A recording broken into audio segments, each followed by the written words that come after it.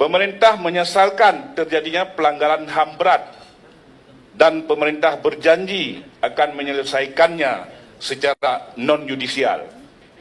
Di Aceh ada 3, yaitu ada kasus rumah gedung, ada kasus simpang KKA, juga ada jambu kepuk di Aceh Selatan. Aceh udah boleh ya, kalau Aceh udah boleh teriak merdeka.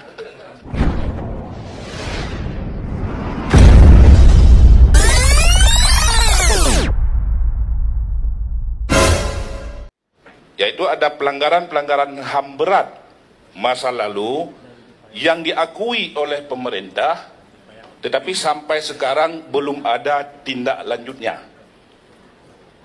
Sesuai dengan Kepres nomor 17 tahun 2022, yaitu pemerintah Republik Indonesia masa periode Bapak Presiden Jokowi telah menerbitkan Kepres tentang penyelesaian HAM berat non-yudisial, yaitu ada 12 daerah, 3 di daerah itu adalah ada di Aceh, juga ada di Papua, ada di Semanggi dan lain-lain. Pemerintah menyesalkan terjadinya pelanggaran HAM berat dan pemerintah berjanji akan menyelesaikannya secara non-yudisial.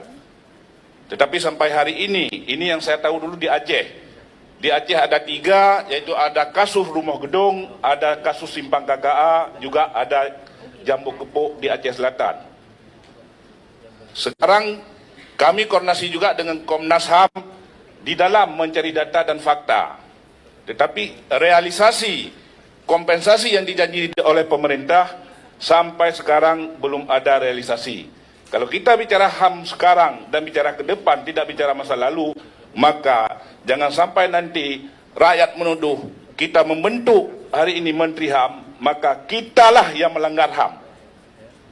Karena pelanggaran-pelanggaran yang diakui oleh pemerintah saja tidak ada realisasinya, tidak ada tindak lanjutnya, apalagi pelanggaran-pelanggaran HAM yang terbiarkan terjadi sendiri. Ini yang lakukan adalah yang mengakui pemerintah Republik Indonesia melakukan pelanggaran HAM. Kita tidak bicara yudisial, tidak bicara pengadilan, bicara adalah kepedulian yang adil, yang bermartabat untuk bangsa dan rakyat kita Indonesia. Terima kasih pimpinan. Assalamualaikum warahmatullahi wabarakatuh. Baik, terima kasih Pak Tiong, mohon maaf. Bahaya nih kalau merdeka ini. Kalau Aceh udah boleh ya, kalau Aceh udah boleh teriak merdeka. Baik ya. Bahaya nih kalau merdeka ini. Kalau Aceh udah boleh ya, kalau Aceh udah boleh teriak merdeka. Baik ya.